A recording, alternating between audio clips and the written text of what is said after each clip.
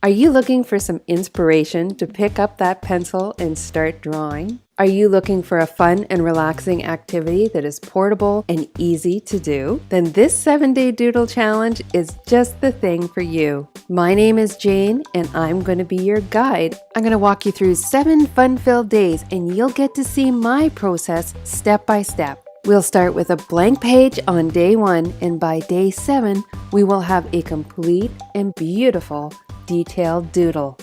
This challenge will inspire you with daily goals, and I will draw right along with you. You can do this challenge at your own pace. If 7 days doesn't fit into your schedule, you can do the challenge over 2 or 3 weeks. I've divided the challenge into 7 days to encourage you to keep drawing and inspire you to the next level. All you need for this challenge is paper, pencil, pen, and eraser. But for any of you who love to doodle on the iPad, I have a little bonus section at the end that shows you how I do the same challenge on the iPad. So join me on this 7-day doodle challenge. Grab your paper and pencil, and I'll see you there.